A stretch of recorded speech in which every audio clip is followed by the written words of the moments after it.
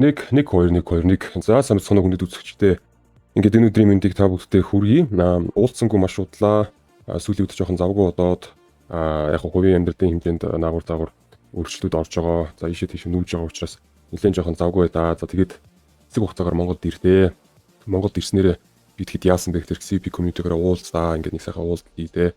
За хүмүүс маань те CVP мерчүүдийг бол бэлгэнд авсан. За тэгээд мэдээж бид нэр мэргэжлийн сэтгэл зүйч бас сэтгэцийн эмчтэй бид нар танилцаад тухайн өдөртөө вебинар ороод ирэхэд те сэтгэл зүй гэдэг зүйл маань арилжааны одоо мэргэжлийн хувьд те арилжаан дээр ямар ч том нөлөө үзүүлдгийг бид нар бас ярилцсан тийм ээ. Тэгээд угаасаа бид нар бол бүгдээрээ мэдж байгаа. Арга барил гэдэг зүйл бол ерөөсөө 50% байгаа.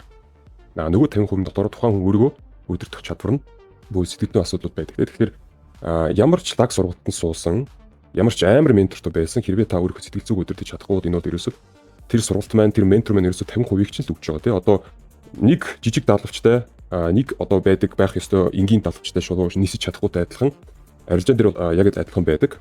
За тэгээд манай гишүүд минь болохоор сэтгэл зүйн багшийн хичээлийг авах боломжтой болсон тэр тухайд манай сувчдад бүгдээрээ мэдж байгаа. За тэгээд түүнээс гадна Монгол ирснээрээ би энэ подкастт орсон XM-ийг бол та бүгдээрээ мэдж байгаа. Энэ бол дэлхийн топ 3-т орж байгаа юм брокер байгаа. За манай Монголд угаасаа энэ адвайзер угаасаа бол байдаг тийм ээ. Тэгээд манай CVP community маань болохоор XM-тэй адвайзер хамтарч байгаа. За тэгээд энэ подкастэнд одоо өргөцсөн та хэд маань сонирхол тухайн подкастыг үзэж болно шүү. За энэ бол би өөрөө байгаа тий. За уучлаарай энэ масктай гарч байгаа шалтгааныг бол би тухайд бол хийсэн тий. Би зүгээр тийм нээлттэй амьдралтай байхыг бол хүсдэггүй дургу. За тэгээд мэдээж ингээд Instagram-д ч юм уу хаасаагүй энэ газрууд дээр дандаа актив байх шаардлагатай байдаг. Тэгээд янз бүрийн стори хийх нэ тэрэ би иймэрхүү юм дээр нэг тийм цаг үрэх дургу. Янз бүрийн хитам тэгээд ерөнхийдөө нэг тийм нээлттэй амьдралд дургу. Одоо ингээд шоунд дуртай хүмүүс байдаг шүү дээ. Ингээд шоунд дуртай ингээд амьдралаа үзүүлээд царайгаа үзүүлээд ингээд вау би ийм гоё амьдралтай гэдэг ингээд энэ бүх зүйлийг хийгээд явах ингээд сонирхолтой тэрнээсээ кайф авдаг хүмүүс байдаг. Би болохоор зүгээр тайван амьдрах гэдэг. Үний нүдэнд дүртхийг хүсдэггүй учраас ийм байгаа шүү. За тэгээд би энэ одоо нэг комент энэ ч байгаа. Хамгийн хандд авсан 8 хандд авсан энэ комментэн дээр би ууг нь хариу бичсэн. Тэгээд энэ дээр яагаад ч юм миний комментэн дээр гарч ирэхгүй байгаа, ямар шалтгаантай гарч ирэхгүй байгаа би мэдэхгүй байна. Би таадтай энэ чинь энэ юуныхаа хариултыг хийжээ. Тийм ээ, иймэрхүү олон нийтэд сургалт зардаж байгаа бол өөрийгөө батлах хэрэгтэй шүү. Ментор бодох гэж байгаа бол хийсэн арилжаануудаа харуулаа гэдэг ийм юм байгаамаа. Хариу нь ийм байгаа шүү guys. Манай сургалт те манай одоо миний хийсэн арилжаанууд одоо өөрийгөө батлах тэр юмнууд бүгд байгаа найзуудаа. Бүгд нээлттэй байдаг. Та хэд өөрсдөө одоо манай комьюнитиг мэддэг, намайг мэддэг болохоор тийм юм бичиж байгаа те. Энэ Адиас гэдэг юм залуу байгаа эмэгтэй хүн ч юм уу те. Тэгэхээр манай Discord руу ороод, манай Discord-од нийтдээ байгаа профит өрөөрөд рүү ороод бүх арилжаануудад танилцж бодно. Манай сурагч нар яаж фанд авч байгаа те.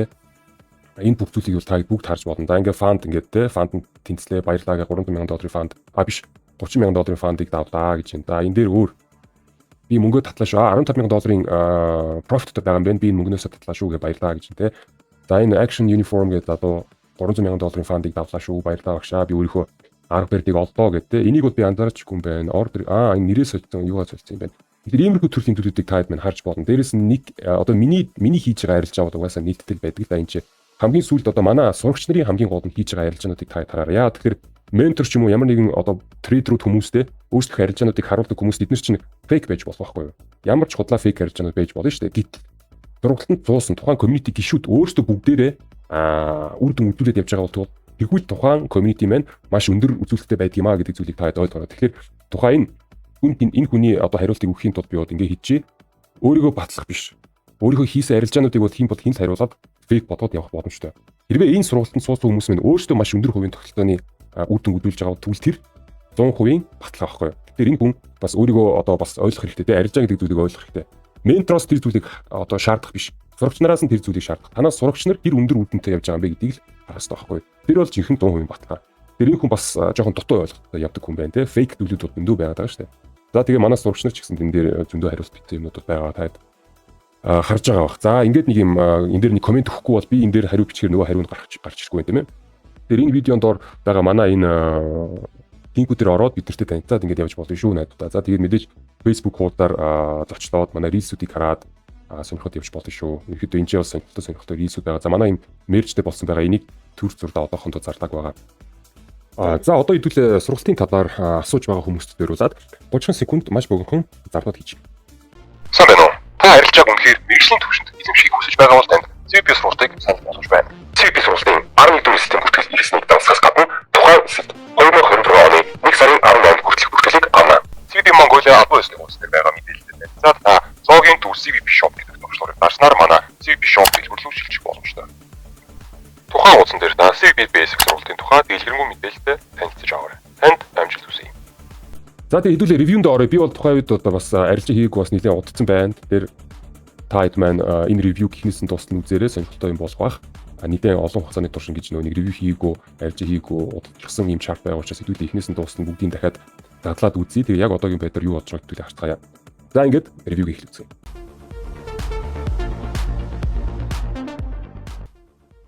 За та хэд мэдж байгаа бол те манай community-г дагж байгаа маш олон жил follow хийж байгаа хүмүүс мэдж байгаа те хамгийн түрүүнд би зах зээлийн ревю хийхдээ доллароос эхэлдэг тийм ээ. Тэгэхээр хэдүүлээ доллароос эхлэе явчих. Долларын ревюг таад харснаар мэдээж нэгдүгээр юу авах вэ гэхээр ойрын хугацаанд доллар маань угаасаа одоогийн байдлаар номер 1 валют байгаа учраас ойрын хугацаанд хэр өсөлттэй хэр уналттай байхыг мэдээж авах боломжтой. За тэгээ мэдээж евроор арилжаа хийдэг хүмүүс яг долларын эсрэг бол арилжаа нийтдээ бол хийж болно. За хэдүүлээ доллароос эхлэе тийм ээ. Тэгэхээр доллароос би бол хэлсэн байгаа та хэд бол мэдж байгаа тийм манай volume trade арга барил маань ямар хүчтэй байдгийг бол манай community-г дагаад явж байгаа хүмүүс бүгдээрээ мэдж байгаа. Тэгэхээр хардаа энэ нөхөр маань доош унжаах үед те энэ доллар маань дөнгөж одоо өдрийнхөө time frame дээр эсвэл 7 өдрийн time frame дээр гэдэг те 7 өдрийн time frame дээр унаад ингэ явж явах үед би тухайн энэ үеэс нь айд хэзээ ихсэн тийм ээ. За бид нар хэлсэн зүйлүүдээ бүгдийг нэхлээд хилээд тотход аваад гэдэг. Тэгэхээр хамгийн нэгдүгээрт энд орж ирснээс ийш орж ирснээс хойш манай энэ зах зээл маань flat шүү. Flat-лахта яах вэ гэхээр эндээс ойгоод энэ хоёр дээвлээс буцаагаад pullback ороод эмчэнэ гацаад тэгээ буцаагаад энийг айгууад нэг жоохон спид ч юм уу эсвэл энэ зөөн рүү орж ирээд тэгээд энэ зөөнөөсөө маш хүчтэй долларын өсөлт орж ирнэ гэж бид нар ярьсан тийм үү. За та хэд энэ дэлгэцэн дээр яг энэ өсөлт маань болж байна. Тэгэхээр хэрвээ та хэд анзаарж байгаа бол тийм ээ эндээс ч хойш энэ өдөр маань хэдэн өдөр болсон байна? 22-7 хоног өдрөөр ярих юм бол тийм эндээс хойш гэсэн үг шүү дээ. За 92 өдөр бүр 3 сарын өмнө гэдэг та хэд өрөөсөө бодоод үз. 3 сарын өмнө зах зээл яг ингэж хөдлөн тэгээ эцсийн байдлаар яг тийм болно шүү гэд би 3 сарын өмнө хийчихсэн. Та хэд энэ дэлгэцийн өмнө яг миний хийчихсэн бүх юм би хийж байна. Тэгэхээр манай community-г дагж байгаа манай review тэгээ YouTube review-нуудыг хараад явж байгаа хүмүүс бүгдээрээ мэдж байгаа. Манай CVP community гаргаж байгаа review-нуудтэй таамгууд бараг гадаад 80% тогтоохоор ондгиймаа гэдэг зүйлийг та хэд мэдж байгаа тэгээ бүгдээрээ. Энэ бол би зүгээр наанасаа ингэж нэг худлаа ярьж байгаа юм биш. Та хэд манай YouTube суваг байгаа.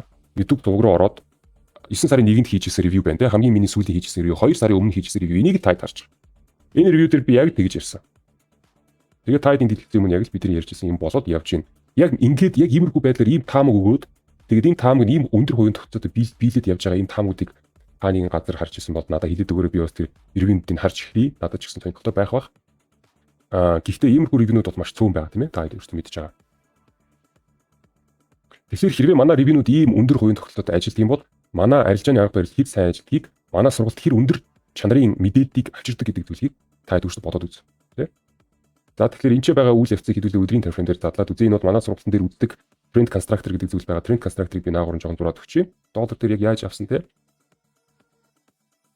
За энэ дэр 2 дугаар төвлөр дээшээ задраад дөөрлөг хийсэн учраас 2-ороо задраад тэгээд явнаа. За одоогийн байдлаар бол бид нар зах зээл дээр ямар хуу төрлийн ойлголтууд байгаа вэ гэхээр нэгдүгээр левелээр бид нар задарж байгаа паттерныг бол хийсэн байна. За тэгээд нэгдүгээр левелд бол дээш нэ хай хийж жоохон сэтгэлтэн байгаа гэдэг зүйлийг та анзаарч байна тийм ээ. За ийм байна. За манай ревюг дуустал нь үзээрэй найзуудаа. Энэ ревю маань бас нэгэн сонирхолтой ревю байх бах удаа хийгээг учраас хэдүүлээ гол зүйлүүдээ одоо энэ ч яриад дуусгачих. За одоо хардаа нэгдүгээр левел дээр те өдрийн time frame-ийн нэгдүгээр левел дээр бид нар ийм задарч байгаа паттерны одоо юунд орцсон байна. Иймэрхүү задарч байгаа паттернууд маань маш хүчтэй хөдөлгөөн бол өгдөг байгаа. Тэгээ энэ хөдөлгөөнийг өгөхдөө яаж өгөхийг бол би яг урьдчилаад хийж мэдэхгүй байна. Энэ дээр бас нэг боломж байгаа. Ямар боломж байгаа вэ гэхээр хардаа одоо сарын time frame дээр тэр том time frame-ээс эхлээд явчихвал илүү зүгээр байх бах. Энийг бол би бас хэлчихье. Хэрвээ энэ левелийг биш үү та хэд өмнө одоо энэ тавигдаж байгаа цагаан левел энэ левелийг бид нар брейк хийчих юм бол энэ левелийг бид нар тухайн 1 сарын time frame дээр өөр дөр брейк хийх хэрэгтэй байгаа шүү. Одоо энэ 11 сар ихсэн байгаа шүү дээ.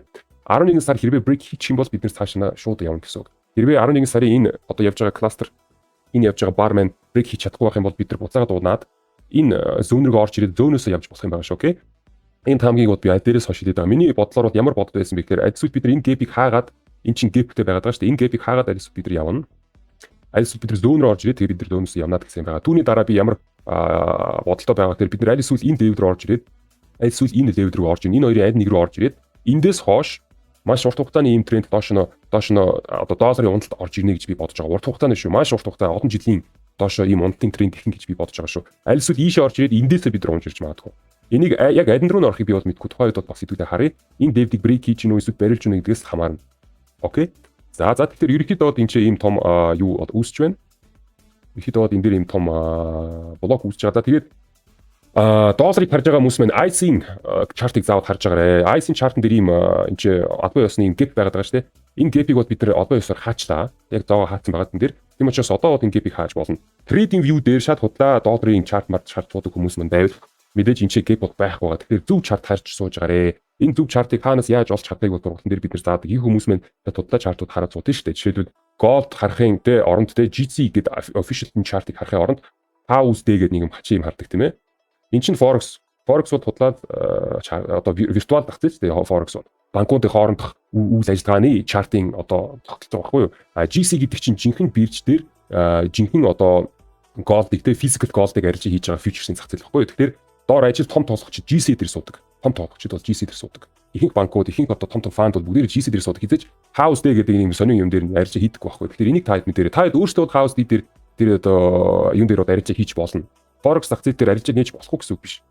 Гэхдээ гол одоо таамгуудаа тий арилжааныхаа таамуудыг гаргахтаа заавал биш тикер дээр гаргаж байгаа. За ингээд 7 өдрийн чарт дээр бид нар бас дадалтанд ортон байна. Жохон хайрхаа хийдэн сууж юм тийм ээ. За 7 өдрийн чартн дээр одоо яг юу байгаа вэ гэхээр ийм easy block-д байна. За easy block-н дээр point of control-ийн level-тэй байна. За энэ ч бас point of control-ийн level байгаа. Энэ ч бол бас энэ block-д байгаа. За гайхалтай. За тэгээ хэдүүлээ энэ level-ийг шинэ хөдөлгөч юм. B1-ийн level байгаа. За zone хоёлыг нэг хэдүүлээ зурнаа. Zone бол ингэж зурагдана. За энэ бол маш хүчтэй buying zone байгаа. Энэ buying zone-ыг бид нэвтлэх гэж бас буу юм бодно. Тайдын чартн дээр жоохон тодруулаад ингээд гаргах чи. Тэгэхээр энэ тийш чигээр buying zone. Бид нар энэ zone руу орж ингүүд маш хүчтэй buying zone руу орж ин. Дээрээс нь liquidity level-үүд байгаа учраас энийг бид нар зөвцөн тохиолдолд хамгаалалт заавал орж ирэх ёстой. Энэ хамгаалалт маань хэр хүчтэй орж иж байгаагаас хамаарат бид нар адил шууд дэш нь брейк хийгээд явчихна. Аль эсвэл энэ ч нэ мяарчих юм бол бид нар доош орж ирээд миний нөгөө ярьжсэн зүүн рүү сарын зүүн рүү орж ирээд сар дээр бас ийм зүүн байгаа. Яг л 7 хоног дээр бидний зүүнийг дурсан шүү дээ. Яг түүнтэй адилхан сар дээр ийм зүүн байгаа. Энэ сараасаа бид нар орж иж болно. Тэгэхээр энэ зүйлийг анзаараарай. Энэ цагаан дэвдийг хэр сайн брейк хийснээс тэ 7 сарын таймфрейм дээр хэр сайн брейк хийснээс хамаарна шүү. Окей. Сарын таймфрейм дээр өөр дээр нь бол маш хүчтэй цогтын кластерод орж ирсэн байна. Тэгээд бид нэр тэгээ түлхүүр кластерыг обзорв хийгээд гараад ирсэн байна те. Багсан волюмтэй одоо тэгээ ихсэн дельтатэй юм түлхүүр кластер дүүргэлттэй кластерыг бид нэр дүүргэлттэй кластераар обзорв хийдэг. Энэ бол маш хүчтэй сигнал. Тэгээ энд бол занг орсон байгаа. Энэ зангаас хэдүүлээ дээшээ бол гараа. За хүндэт үзэгчдэд та бүгдэд те бидний татаас бэлдэж өгдөг контент, видео reels, ревюнууд те таалагддаг бол хэрэг болдог бол нэг лайк дараад яваарэ. Биднийг дэмжиж өгөрэй гэж гуйж хүсмээр байна. Учир нь та бүгдийн одоо дарсан байкууд те бидний контентийг цааш нь олон түмэнд хүрэхэд тусалдаг ба ерөнхийдөө бидний дараагийн контентуудыг гаргахад одоо мотивашныг бол өгдөг байгаа те. Тийм учраас хэрвээ таад байхгүй байсан бол бид нар ч гэсэн энэ ажлыг хийх хэрэггүй байсан. Та бүгдэд баярлалаа. Бидний дэмжлэгт тэгээд нэг лайк дараад яваад одоо биднэрт илүү их хэмжээний одоо дэмжлэгийг хөдөлгөд явах юм байгаа шүү. За хэдүүлээ цаашаа ревюнд орцгоё. Контрактын хэмжээнд хэдүүлээ ярилцсан бол түрүүчийн контракт маань энэчнээс ихлээд энэ контракт маань дуусна айгуу флатлна гэж бид нар ярьсан. Энэ контракт маань та хэдийн дэлгэцэн дээр флатлсан байна гэдэг зүйлийг та харж байна те. Бүхэл бүтэн нэг контракт. За хамгийн сүүлийн контракт хизээ нээгдсэн бэ гэхээр 9 сарын дундуурууд нэгдүүлээ 9 сарын дундуур хайж олъё. Энэ зураас хэдүүлээ хөдөлгөөд 9 сарын дунд хаа байна. Cross. За энэ юм байна те. Ерөөсөө энэ юм байна. Энэ аваас ихсэн гэсэн үг. За шинэ контракт маань эндээс ихсэн. Шинэ контрактын гол цөм нь хаана байгаа вэ гэдэг зүйлийг хэдүүлээ харъя. За энэ чинь ирсэн байна те. Энэ цөмийг л хэдүүлээ хамгаалах хэрэгтэй гэсэн үг. За энэ контракт минь хизээ дуусах вэ гэхээр 12 сарын дундуур дуусна. Ерөөсөө сарын дараа дуусна гэсэн үг. Тэгэхээр та энийг анзаараарай. Ерөнхийдөө энэ контракттэй ихснээс хойш buying тренд бол тэгтээ явцсан байна. За buying тренд эхэлж яваад ерөнхийдөө бид нар байж бод хамгийн хай төгрөг бол одоогийн байдлаар ирсэн байна. Эндээс юу болохыг хамаарна.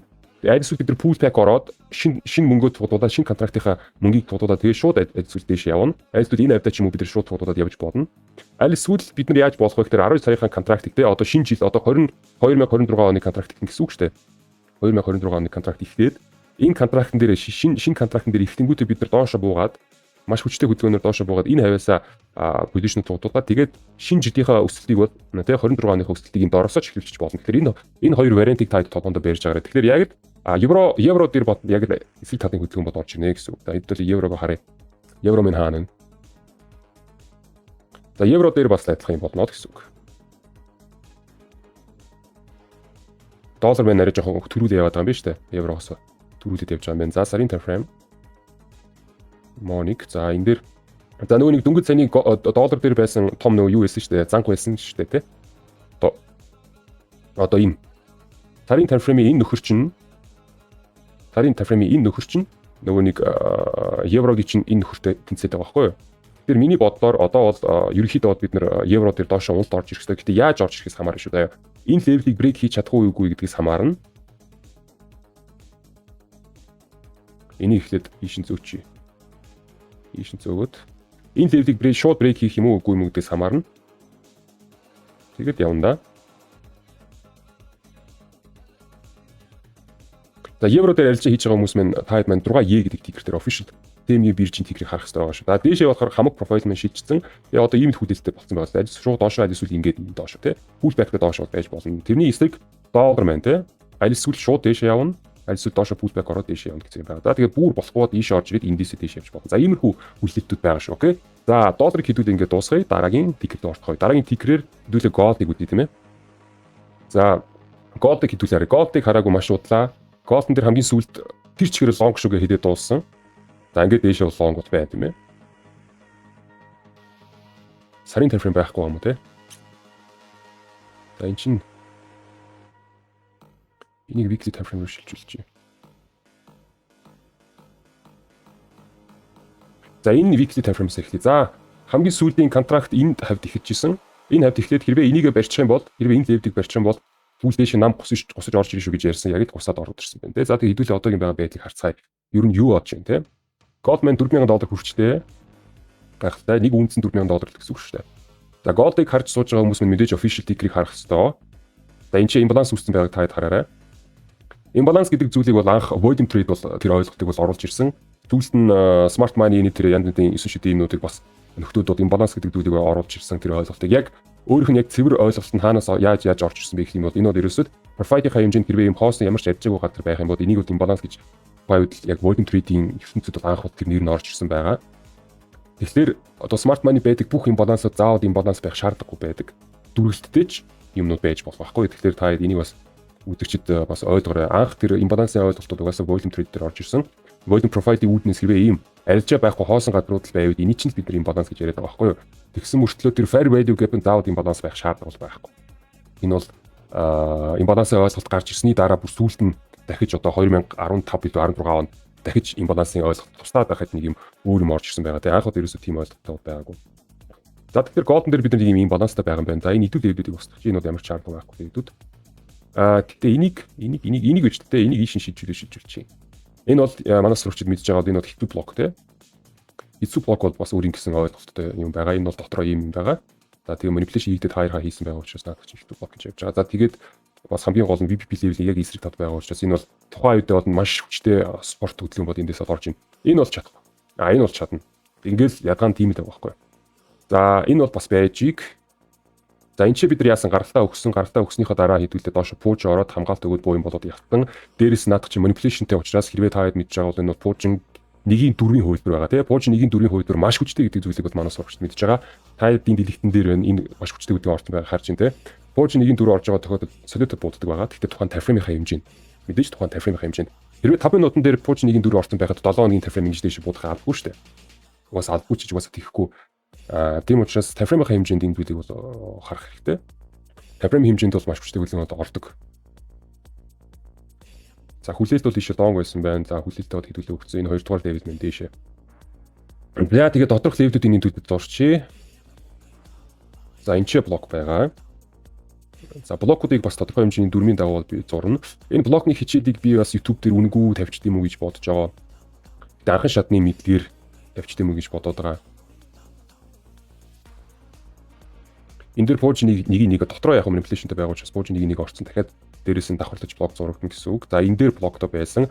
Энэ левелд баригдчихвол тэгээд цаашаа бууднаад гэж ярьжсэн.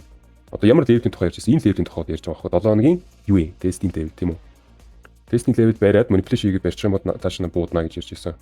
Буудсан байна. За тэгээ энийг хэдүүлээ томруулаад блоконд medium блоконд оруулаад за энэ point of control-ыг ийшин шилжүүлээд за тэгээд энэ VVP level-ийг ийшин шилж өгчээ. Ингээд за ийм байгаа шүү. За энэ маань ийшин гэж орж ирнэ. За түүний дараа шууд цэвэр импульсээр орж ирээд цэвэр импульсийнхаа хэмжээд энэ чинь имбаланс орсон. Гэтэ энэ имбаланс чинь юуны утга учираар имбаланс орсон бэ гэхээр шинэ контракт байгаа учраас энэ баг тэгсэн юм шүү. За энэ одоо яг анхны селлер орж ирсэн байна. Энд чи одоо юу үсэж байгаа? Энэ 7 хоногийн дуусаагүй байгаа учраас энэ чи инсайд үсчих болоход юм. Инсайд үсэж байгаа тохиолдолд селлертний liquidity үүснэ. Энэ селлертний liquidity-г аваад доош нь ядаж энэ дөвдрэг бод харж болно гэсэн үг. Ойлгосноо тий? Нэг тийм idea таадад өгчээ. God нэрэлж хийж байгаа хүмүүс. Энэ яг имбаланс нь бас юунаас орж ирсэн бэ гэхээр хамгийн гол нь ч нөө юу дээ да контрактандаа байгаад байгаа байхгүй юу? Одоо энэ ч нөө нэг хоос ямч нөө волюмгүй байгаад байгаа байхгүй. Тийм учраас юу баг имбаланс гэж харагдаж байгаа. Энэ ч даавал имбаланс байх шаардлагагүй байхгүй юу? Волюм байхгүй учраас тэгээд энэ контрактад зүг тавихгүй. За хэдүүлээ контракт гэдэг зүг одондоо юм хийгээд яах вэ? Ревьюгээд хийчихээ те гол хамгаа гаргаад захидал минь хаашаа явах боломжийг хэдүүлээ гаргачихад. Одоо хэдүүл левелүүдээ устгах чинь.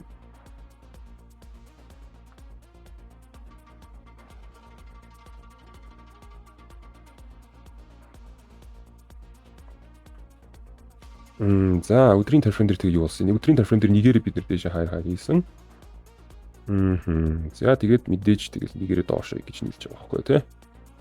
Эцэг correction ороод дотроо бол ерөөдөө занг ороод задраад тий хоёр дэше задраад тэгээд дэше буудсан байна. За хоёрдугаар level одоо энэ яваад байгаа энэ хоёрдугаар level шүү дээ тий. Цаана яваад байгаа хоёрдугаар level хэрэгтэй байна надаа. Энэ нөхөр чинь надаа хэрэгтэй байгаа байхгүй.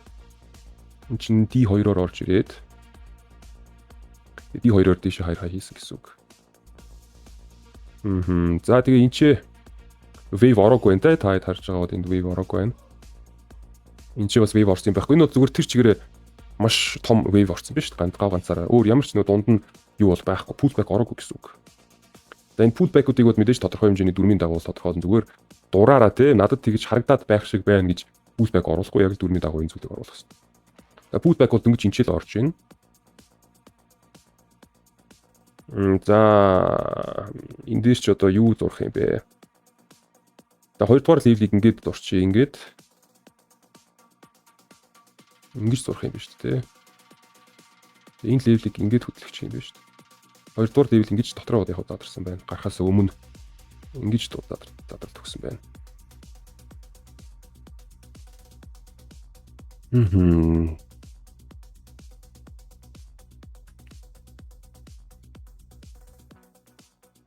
За энэ бол easy block, энэ бол sud block, энэ бол хэцүү block явж байна тийм.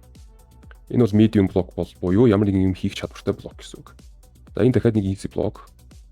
Энийхээ point of control-ыг хэдүүлээ заавал тавих хэрэгтэй.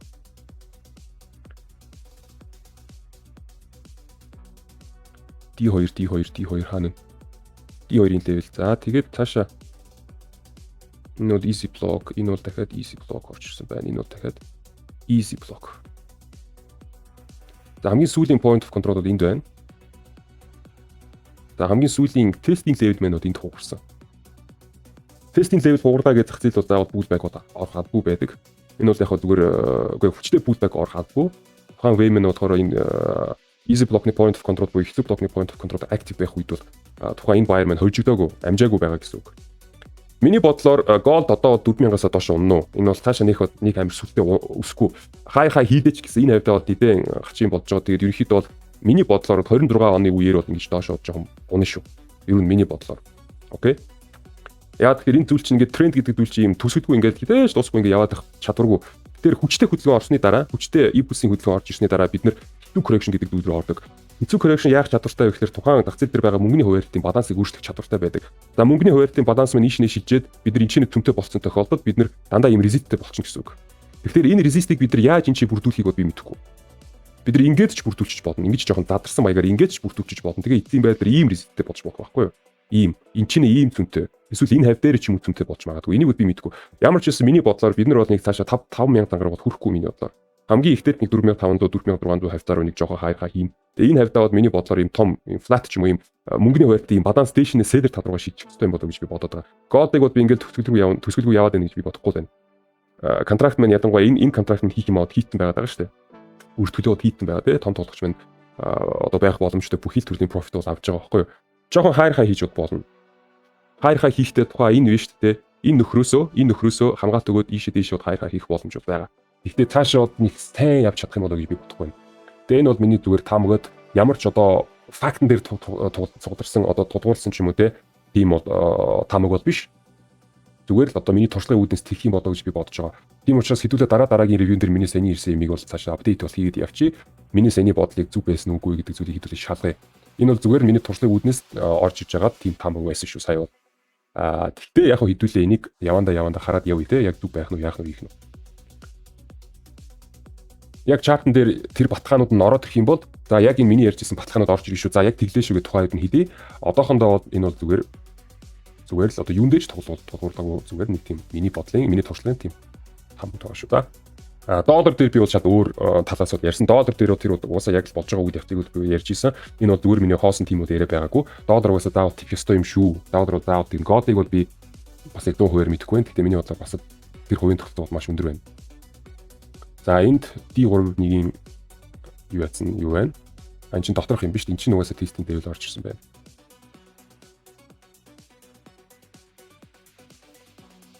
За тэгээд доллар дээр бол маш их хэмжээний угаасаа боломжтой арилжааны боломжууд зөндөө байгаа спекуляшн хийе гэвэл зөндөө хийхэр юм байгаа.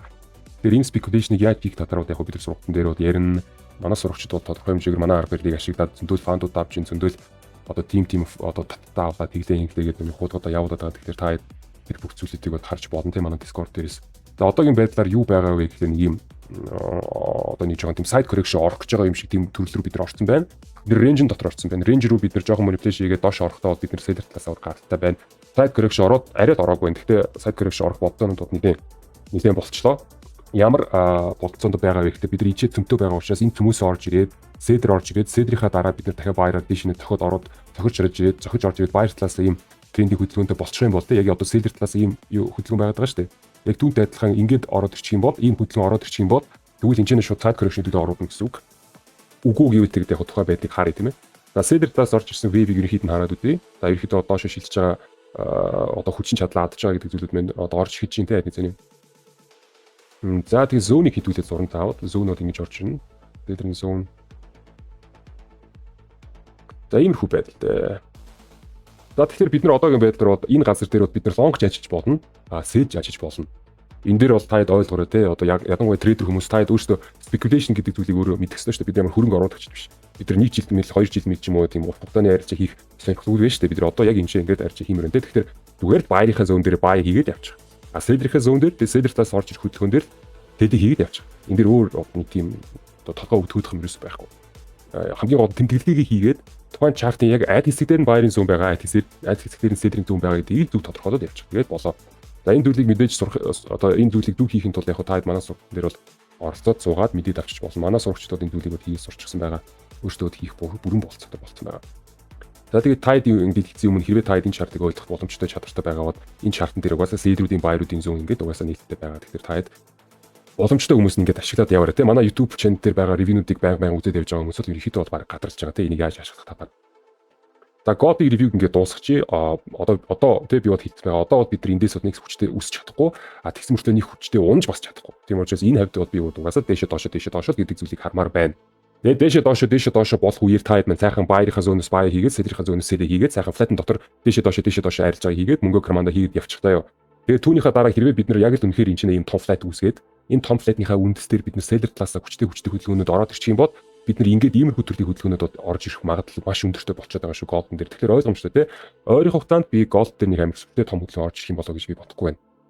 Тэгвэл маш том flat үүсэх магадлалтай. Ямар хөө төрлийн flat үүсэх магадлалтай гэхээр иймэрхүү төрлийн flat үүсэх магадлалтай.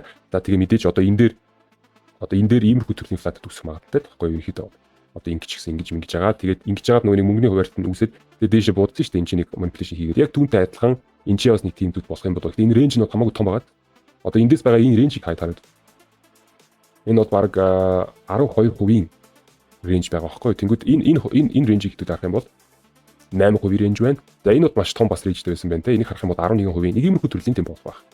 За энэ ч байсан үйл явдлыг хэдүүд авах юм бол 6% range. За энэ ч болсон үйл явдлыг харах юм бол арай баг болсон болоо явж байна те. Энийг хэдүүд хараад үзье. Энд бол нэг 7% range те. Тэгэхээр бол range их байх тусмаа, range том байх тусмаа их хэмжээний мөнгө туулах боломж нь их хэсдэг баггүй юу? Тэгэхээр энэ ч баш том хэмжээний цөм маань үүсчих юм бол энэ цөм маань доош нь бидний түлхээд явах маш өндөр хувийн тогтолцоотой гэсэн үг. За Golden дээр би бол тэгж ревю хиймээр байна. Та хэд ашиглаад яваарай. Амжилт хүсэн ярилцаанд нь. За хэдүүлээ дараагийн тэтгэлэг орцгоё.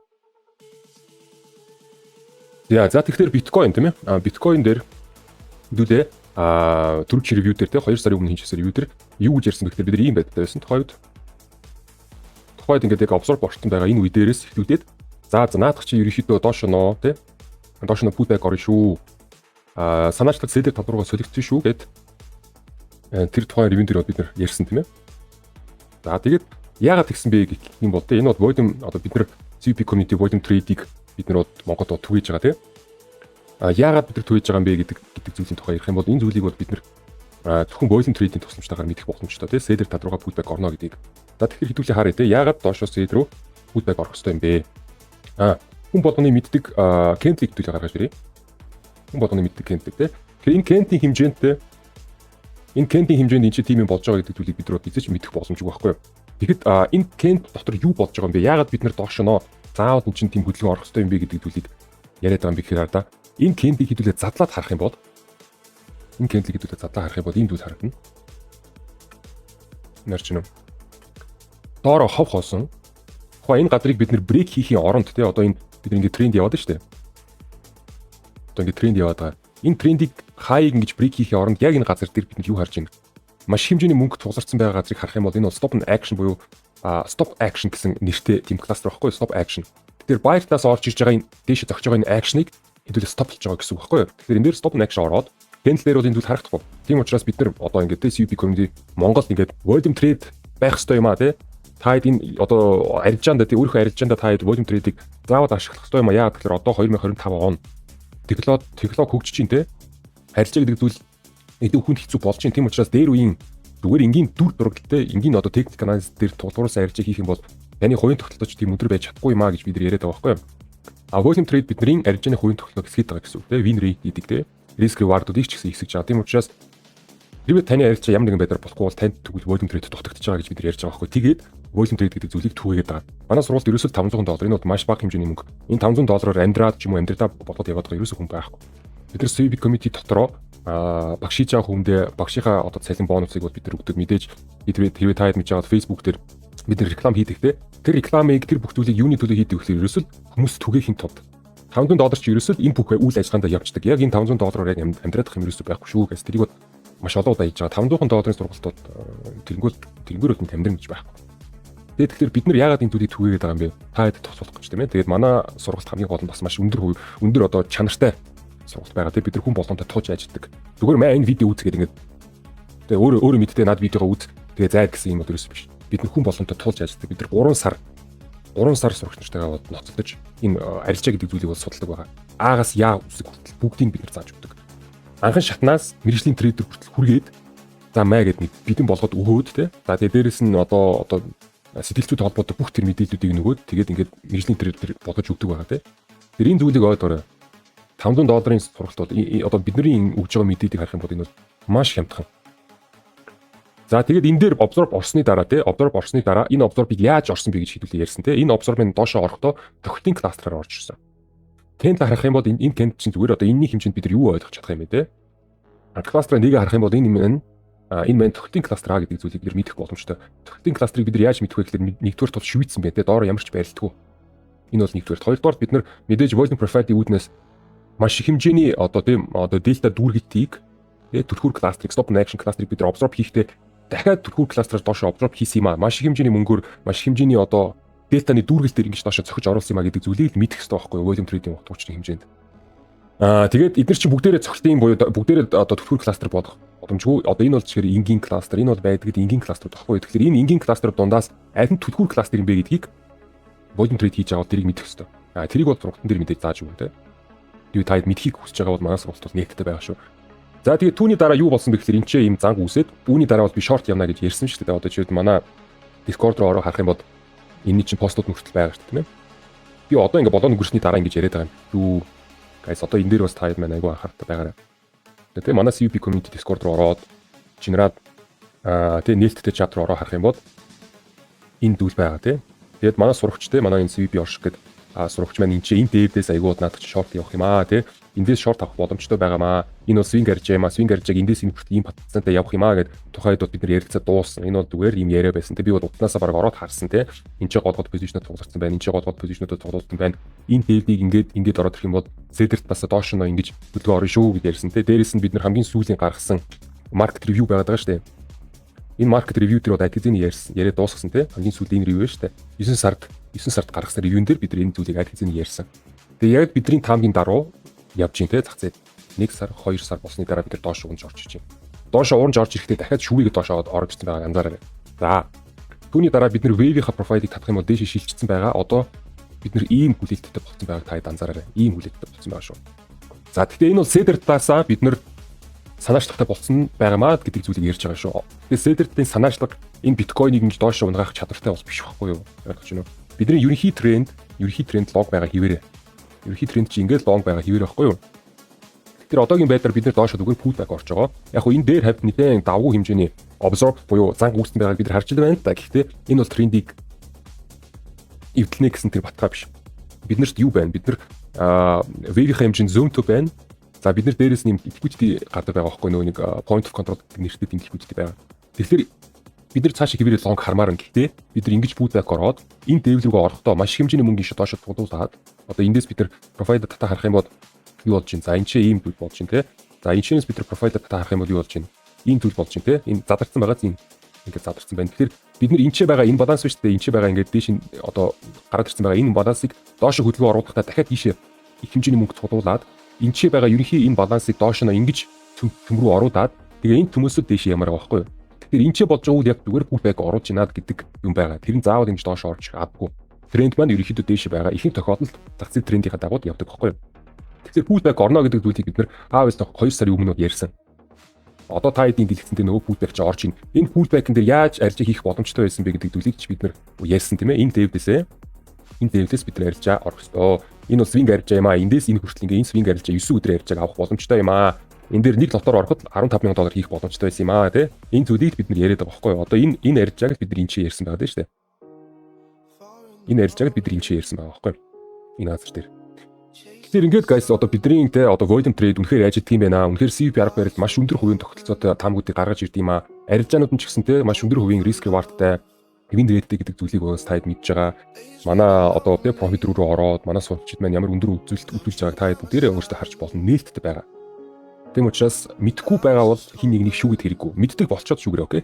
Тэгэхгүй зарим хүмүүс маань комент бичихтэй ямар ч нэг судалгаа хийж үзээгүй. Чи тийх ёстой гэдэг ингээд шаардаа суудаг байхгүй юу? Байгаа байхгүй тэр чи угаасаа байгаа. Би ёстойгоо мэдж байгаа. Та өөрсдөө судлаад үз. Судлаад үзчихийж угаасаа байгаа гэдэг зүйлийг харчаад тэгээд дараад нь өөр юм ярил та. Тэгэхгүй шууд ингэж тулгаад чи тийх ёстой. Чи одоо баг фейк мэг худлаа модлаа гэд тэгж болохгүй шүү дээ. Тэгэхээр судлаад үз. Тэгээд дараад нь янз бүрийн ярьж болно. За 7 өдрийн таймфреймийн хэмжээнд ийм байна. 7 өдрийн таймфреймийн хэмжээнд энэ manipulation хийсэн бид нар доош орж ирсэн. 7 өдрийн таймфреймийн хэмжээнд бид нар энэ ийм channel үүссэн байгаа. Channel-ийн хэмжээнд бид нар ийшээ шилжсэн байна. Эндээс ер нь бол баг ийшээ орчих байх миний бодлоор. Ийшээ заавал орчих байх. Энэ зүйл маань юу вэ гэхээр сарын таймфреймийнхаа энэ level руу орж ирнэ гэсэн үг байхгүй юу? А эндээсээ бол угаасаа идүүдэд доон харж байгаа. Гэтэ эндээс шууд дээшээ буудах юм уу? Шууд энийг сөхчөөд шууд дээшээ ингэж буудах юм уу? Аль эсвэл ийшээ орж ирээд боо юм болоод мөнгөнийхөө цуулуудыг ийшээ бүрдүүлээд тэгжиж дээшээ явах юм уу гэдгийг би бол сайн мэдэхгүй байна. Айгуу бод 2 дугаар вариант нь л болох байх.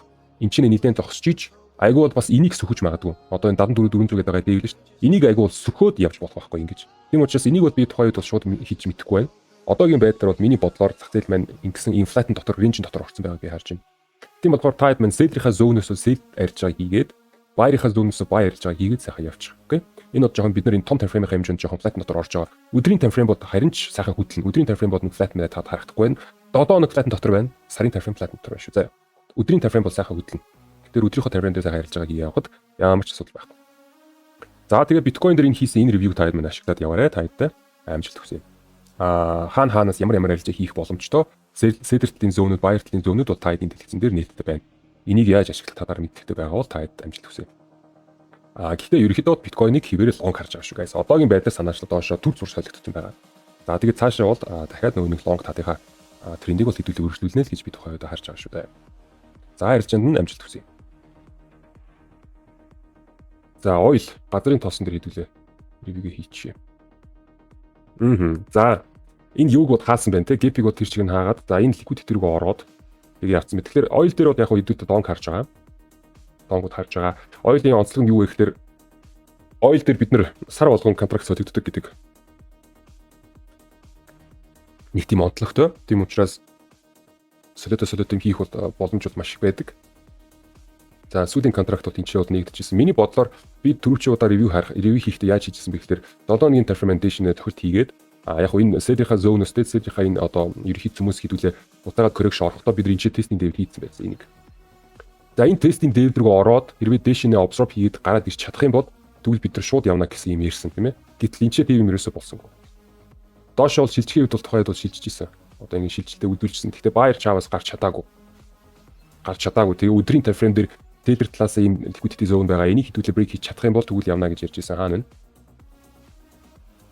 Тийм байх энэ шүү дээ.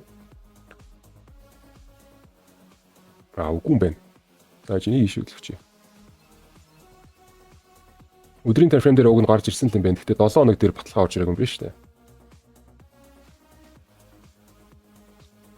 Хэдүүлээ өдрийн тайфрейм 7 хоногийн тайфрейм хооронд нь юу яагаад үзье харьцуулаад үзье. Энэ бол нөгөө нэг тестинг дэвэл чинь.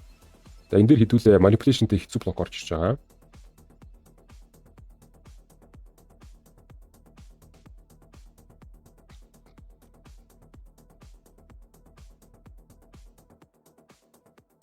Ингэж орж ирнэ тийм ээ. Энийг тестинг дэвэл рүү оруулж ирэх үү гэж би тухайд бодож ирсэн. Тэгээ энэ insight гэж жоохон мяа байсан тийм. Insight гэхэд бол жоохон мяа дуу байсан. Тийм учраас би надад энэ бол нэг таадагдаг бай. Илүү левелтэй устгах чи хэдүүлээ. За тэгэд юу болсон бэ гэхээр ерөнхийдөө бол яах вэ левелд байсан. Гэхдээ энэ левелдээс хэдүүлээ бол реакшн ороод цааш нь бол брейк хийж чаддаггүйгээр доош бол орж ирсэн. Тэгээд дахиж бүр дабл хийж доош орж ирсэн байна шүү дээ. Энэ бол бас нэлийн эвгүй орж ирсэн байна. 7 хоног дээр өөр дээр нь бол тогтсон юм байгаагүй байсан байна шүү дээ. Энэ тэгтээ хөрх орж ирсэн юм шүү дээ. За энэ би бол тухайд ревю хийчихсэн бол айгүй бол энэ лог явах хэрэгтэй гэж ярихаар байсан юм байна. Гэхдээ энэ бол одоо манай одоо CVP ревюнууд 70-80% тогтолцоотойгоор яг онж ярддаг гэдэг байгаа шүү дээ. Энэ дээр бол тэр 30% нь орчих байсан юм байна. Би бол энэ дээр бол лон гэж ярихаар байсан юм байна. Гэтэл энэ яасан? Хүлээлтийн эсрэг хүлээлттэй бол энд тохиолдолд хуваалсан байна тийм. Тэгэхээр гэхдээ ерөнхийдөө бол түрүүчийн ревюнуудэр би юу гэж ярьсан бэ гэхээр аль эсвэл инчээ бид нар absorb хийгээд тэгээд дээш явна гэж ярьж исэн. Аль эсвэл бид нар энэ debit-ийг хаагаад тэгээд дээш явна гэж. Ийм хоёр варианттай байсан. Эхний вариантаар ууг нь бол явсан юм байна. Тэгээд хүлээлтүүд яг цэвэр лонг руу болохын үед болсон байна гэхдээ энэ тухайн хүлээлт нь уурсан байна тийм. Хамгийн эсрэг орж ирсэн байна. За тэгвэл илүү гүнзгий орж ирсэн. Эндээс хэдүүлээ яг л нөгөө нэг түрүүчийн харж ирсэн зүйлүүдийг харах хэрэгтэй. Эндээс тэгвэл хэдүүлээ явахыг хармаар байна. За тэгээ oil дээр одоо яг арилж хийдэг хүмүүс байд юм уу дөө. Ер нь сүүлийн үед Монгол трейдерүүдийг хараад тахт яг oil дээр нэг амар актив арилж хийдэг хүмүүс бараг байхгүй. Бараг л байхгүй. За weekly time frame дээр бид нар юутайгаа гэхээр хоёроор дугаар level-ээр дээш орж ирээд гурваараа доош орж ирээд за энэ бол ингээд таамаг хугарсан гэсэн үг. Би бол энэ чи лонг ажилламаар байсан гэдэг явсангүй. За тэгвэл ингэнэ эн чин доторх level маань 4-өөр зургах хэвээр. За тэгээд point of control-ing level хаана вэ? Point of control-ing level байхгүй. За seller-ийн liquidity хэцүү блокны liquidity энд байна. За мэдээж мөн бас яасан бэ гэхээр ингэж орж ирсэн байна. Энэ бол бас хэцүү блокор орж ирсэн юм байна да.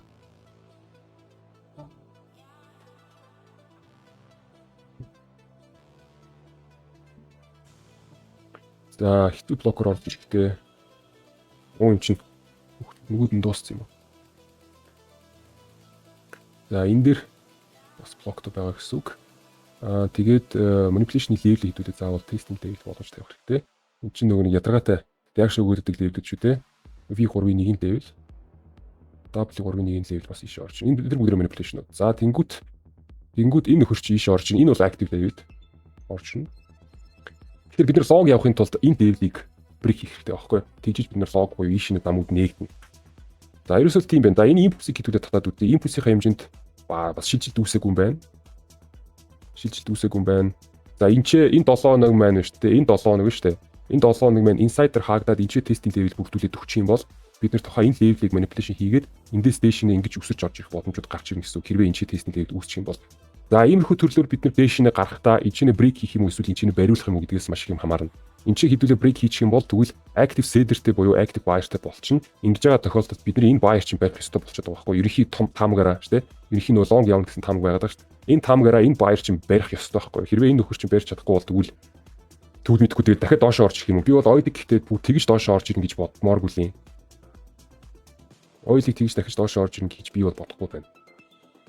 Энийг нэг жоохон сүхнүүлэхээс биш бүр энийг брейк хийгээд ойл чинь бүр 55-аас бүр доош нь ингэж хямдрана гэдэг чинь миний бодлоор энэ бол жоохон unreal тий unreal ядчид энэ дотроо баймаар байна шүү дээ хэсэг хугацаанд тэгээд байж жагаад бүр энээс илүү үнд ормоор байна шүү дээ ядаж 80 хүртэл хүрмээр байгаа байхгүй юу ойл бол тийм учраас би аль дээрээс хойш энэ левелийг авсны дараа хэдүүлээ урт хугацааны ийм long trend руу ороод ядаж 80 хүртэл хүрмээр нэ гэж яриад байгаа байхгүй юу ойл дээр тэр таамагч одоо хүртэл актив байгаа. Тэгээд тэр таамагийнхаа дагуу бид нар аль эсвэл эндээс явах хэрэгтэй байсан, аль эсвэл эндээс донг руу явна гэж яриад байгаа байхгүй юу. Ингэж эсвэл ингэж явна, аль эсвэл ингэж явна. Энэ чинь хуурчлаа. Энэ бол байхгүй болчлаа. Тэгэхээр бид нар эндээс орж ирмээр байна. Тэгээд эндээс орж ирэхин тулд бид нар ядаж энэ веб биш энэ яваад байгаа энэ вебийнхаа хэмжээнд ийшнээ мөнгө тодуулж жагаад ямар нэгэн тодорхой хэмжээнд наацахын манипуляшныг хийгээд тэгээд дээш явахдаа хүчтэй орж ирмээр байна. Энэ левелийг брейк хиймээр байна. За тэгжиж бид нар цаашаа ямаар байна. Тэгэхгүй бол мэдхгүй би бол ойдын ирээдүг бол нэг сайн ойлгохгүй болчихлоо. Би бол энийг лонг гэж харж байна. Би бол ингэж доошоо энэ газрыг төмөлөө дахиад бүр ингэ доошоо хямдраад бүр 40 хэд метр орж ингэж бодохгүй байна.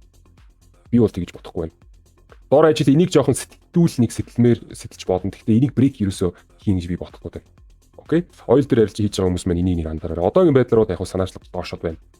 Гэхдээ энэ хавьд энэ баланс үүсээд энэ хавьд бас нааша таашаа юмнууд үүсэх маш өндөр магадaltaй байна шүү. За ерөнхийдөө ихэнх recruitment team л байдалд орсон байна шүү. Одоо долларыг хэдүүлээ харах юм бол coin-ыг харах юм бол gold-ыг харах юм бол эдгээр чинь бүгдээрээ тийм биш. Жогоо нэг цаашаа нааша том time frame-ийн хэмжээнд айгүй тийм цавлт руу орсон байгаа байхгүй. Жижиг time frame-ууд ч сайхан явна та хоёр тийшээ.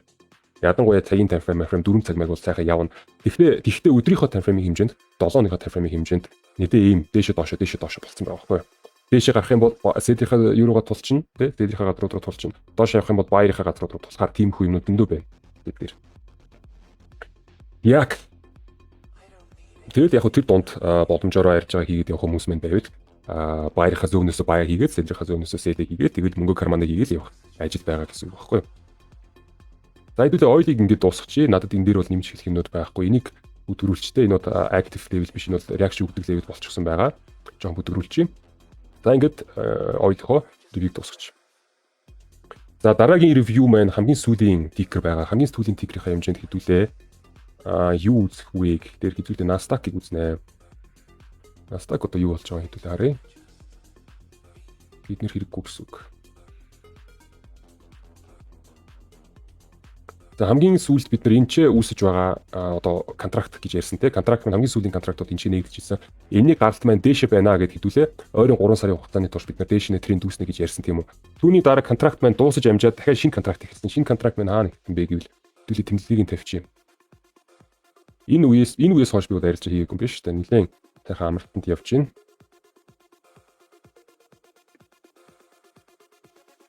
За хэдүүл ямар ч хэлсэн левелүүдээ илүү левелүүдийг бүгдийг устгах.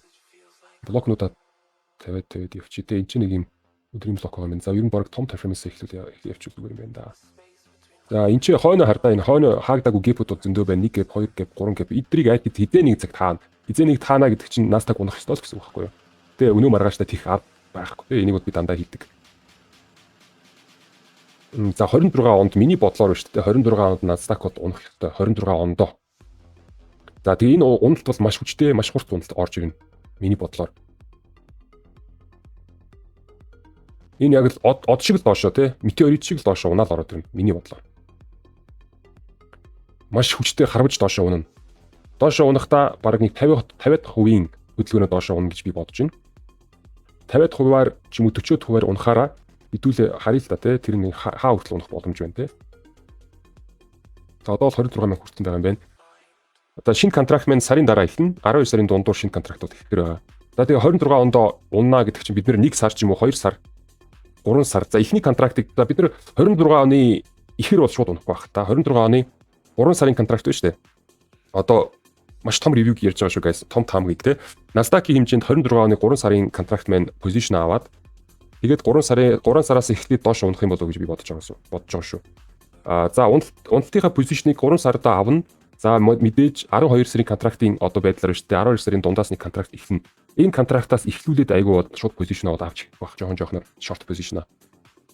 12 сарын байдлаар контрактын позишныг аваад тэгээд явуулаад 3 сартаа бас шорт позишн аваад тэгээд цаашдаа 26 онд цаашаа унах юм болоо гэж би бодож байгаа шүү. Тэгэхээр хаанаас унахыг бод би мэдэхгүй байна. 26 оны 3 сар гэхэд бид нар яг хаана явах юм бол доо. Тэр хавьяасаа харж агаад нэг 50% унд орчих юм бол гэж би харж байгаа шүү. За яг одоо энэ үнцнээс унлаа гэж бодоход 50% хөдөлгөөн.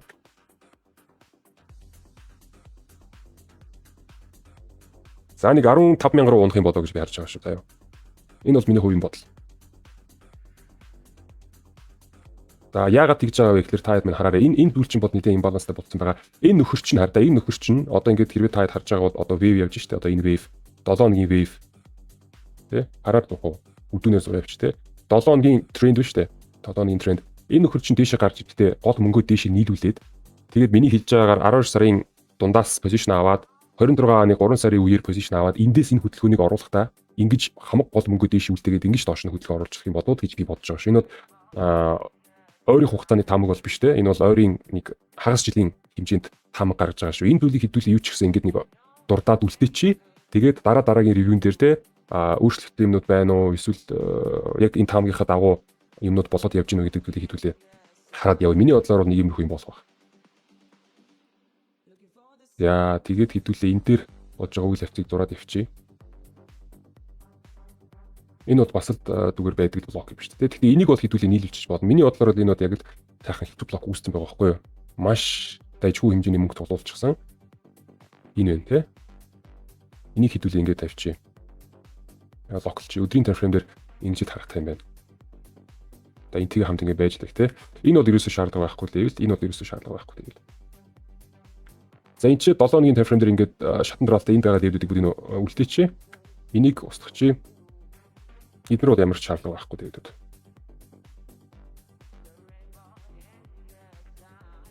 За энэ point руу гарч ирэхгүй бол жоохон гат чинь.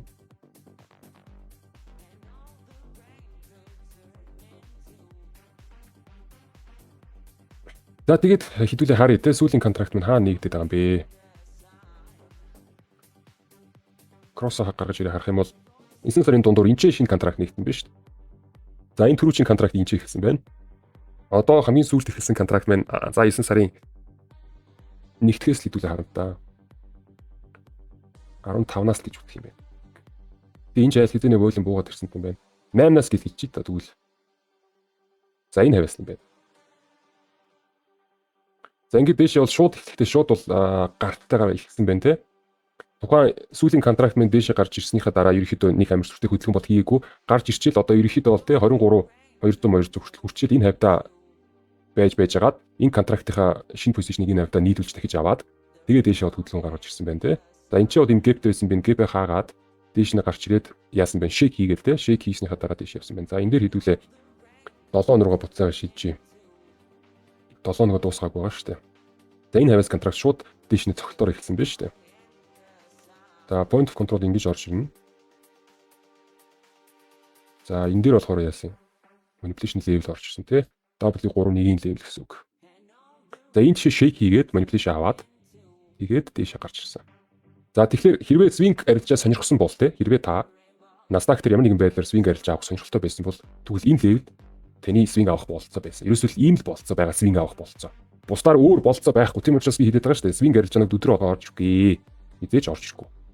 Би тийм үлгэрийн юмд итгэж явж бай. Тэгэхээр хаанаас яаж тэр swing арилжааг авах ёстойг тухайн трейдер өөрөө мэдэх ёстой мэдлийнхаа хэмжээнд. Тэгэхгүй бол өдөр болгон swing авна би шууд өдрөө нэг өдрийн нэг арилжааны дотор саядан бодно гэж мөрөдөж байгаа хүмүүс мань байвал энэ бол хизээж бүтэхгүй зүйл. За энэ чи бас юм gap байсан, gap хаат юм шүү дээ. За 7 нэг ийм л байна. Сүүлийн импульсыг хэдүүлээ харъя. Импульс мань шилжээгүү. За энэ чи gap нууд байгаа байна. Gap нуудыг хэдүүлээ бас тэмдэглэжье. Gap энэ ч байна. За мөн мэдээж gap-тэйгээ адилхан энэ ч бас gap байна. За ийм gap байгаа юм байна. За энэ gap-ийг бод хаацсан энийг бол нэг тэмдэглээд шаардлага байхгүй. Яг за 7 хоног дээр одоо юу гэж хэлмээр юм. Ерөнхийдөө бол одоогийн байдлаар long тань. Одоогийн байдлаар бол юм long-ийг л хэлүүлж байна. Энэ бол тэр чигээрээ буулгачлаа. Тэгээд цаашдаа бол би хийсэн те юу болж магадгүй вэ? Тэгээд ямар хувийн тохиолдолтой байгаа вэ? Тэгээд хэд доош унах болдог бас дөнгөж хэдүүлээ сая ярьсан байна. Одоохондоо тэрний үнэр одоохондоо байхгүй байна та. Одоохондоо та лонгод харж ивэл их зүгээр байна. Наацх ярилж байна. Гэхдээ ойрын 6 сарын турш ийм хүчтэй хөдөлгөөн орж ирэх болцоотой байгаамаа гэдэг зүйлийг та хэд маань урагшлаад бол мэдж байгаа тийм. За өдрийнхөө тайфреймийг хэдүүдэд дуртгая. Гол ликвидити левелүүдийг та хэдийн дэлгэцэн дээр гаргаад ирээ. Тэгээ та хэд маань тэрийг ярилцсанд ажиллаад явж болно гэсэн үг.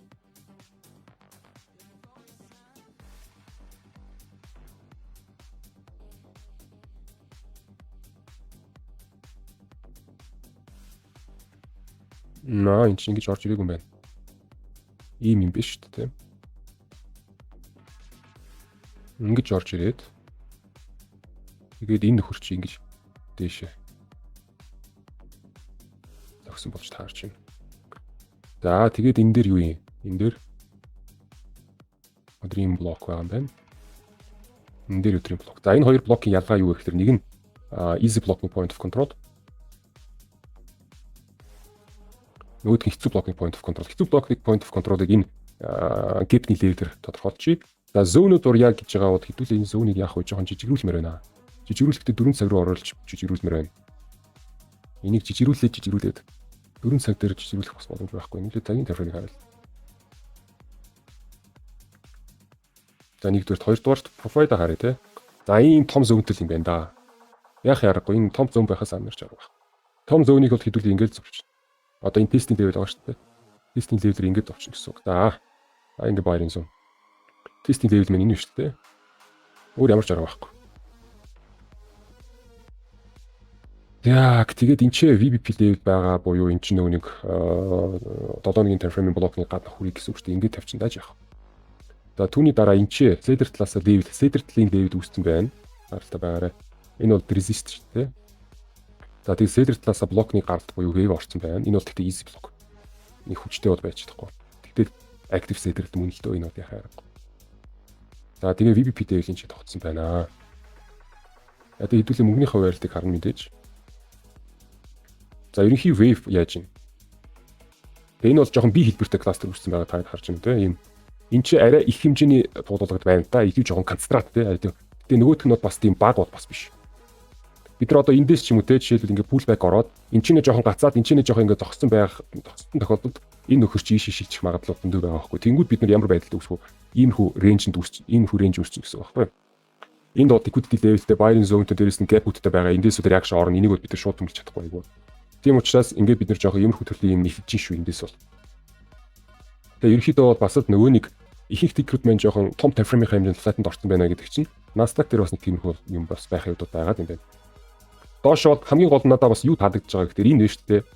Энэ Cedar чинь өөрөө блокныхоо гаралтыг маш хүчтэй доош цогцлын кластераар гарч. Энэ бол байж болох хамгийн 100% маш чанартай цогцлын кластер байгаа байхгүй. Тэгэхээр энэ бол зүгээр ч тийм санамсаргүй байдлаар ийм цогцлын кластерод орчихгүй.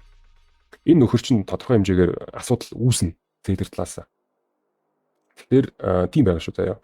Энэ buying zone эндээс эхлүүлээд эдгээр чинь бүгдээрээ buying zone-нууд. Тэгээ эдгээр Cedar-ийн zone болохоор энэ байна. Тэгээ энэ чинь өөрөө бас те. Тэгэхээр тухайн үеийн те дайфер хэмжээний байдлыг таад маань өөрсдөө харж агаад хаанаас барилт үүсэж байгаа юм бэ? Хаанаас ямар одоо те одоо ингээд нэг задралт үүсэж байгаа юм бэ гэдэг зүйлийг жижиг тайфрейм дээр харж агаад те дөрөв дээр нэг дээр харж агаад эннийхээ эсрэг татаас эндээс үүсэж байна уу? Эсвэл энэ цөмөөсөө үүсэж байна уу? Эсвэл энэ дэв дээр манипуляшн хийдэг үү гэдгээс хамаарат энэ авиасаа зэд авч болно. Тэгээ жижиг тайфрейм дээр заавал батгааг нь авах хэрэгтэй. Яаж энэ батгаануудыг авах татаар бас цугласан дээр хэдүүлээ үүдсэн байгаа те. За байтлынхаа зоон дээрээс хэдүүлээ арьж авч байгаа бол батад айдсан. Бүх тэр батгаануудыг жижиг тайфрейм дээр те жижиг тайфреймийнхаа кластеруудыг нээж харна шүү дээ. Одоо энэ байгаа энэ доторх энэ кластеруудыг нээж харж ижил мэдж аав те.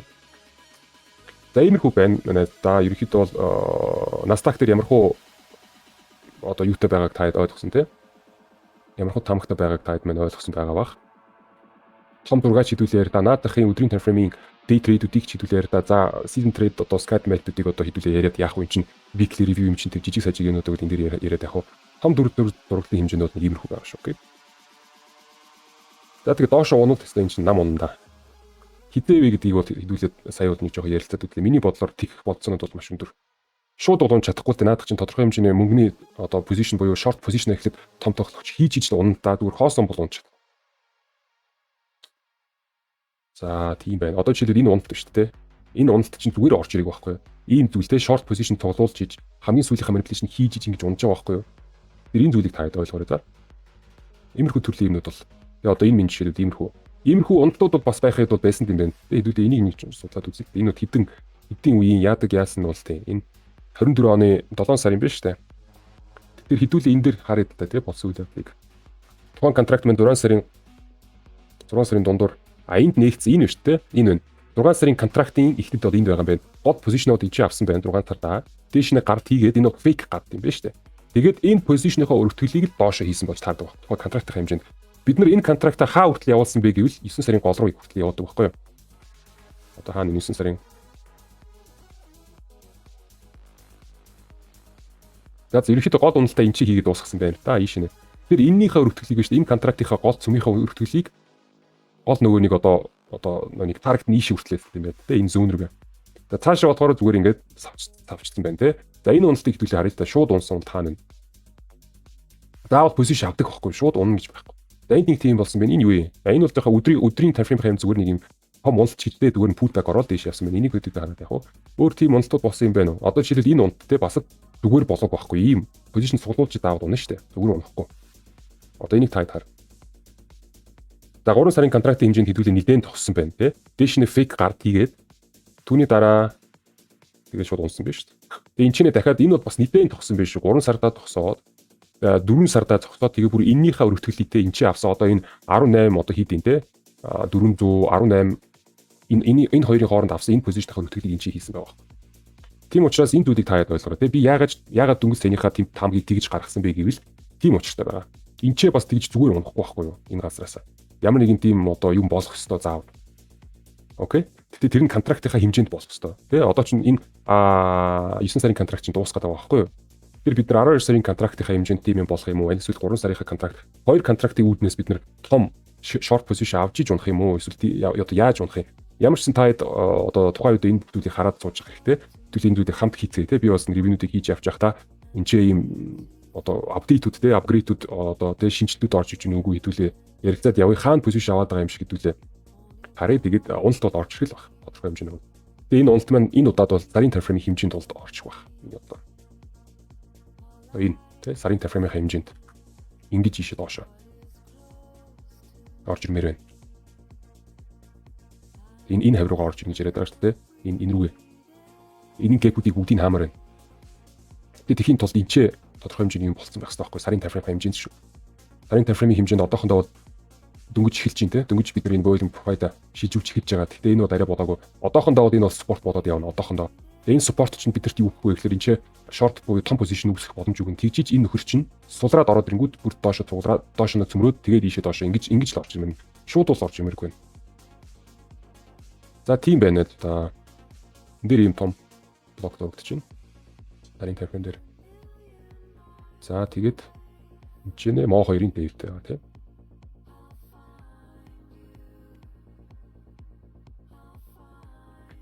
За ингээд үзэгч та бүгдтэй баярлалаа анхаарал хандуулсанд. За энэ ревенүүдийг таад ашиглаад явж чадхаар байх юм бол би бол аягүй баяртай байна. Арилжаанд ашиглаад яваарай. Тэгээд ерөнхий арилжаанд нь бас амжилт хүсье. Тэгээд дараагийн ревю хүртэл түр баяртай.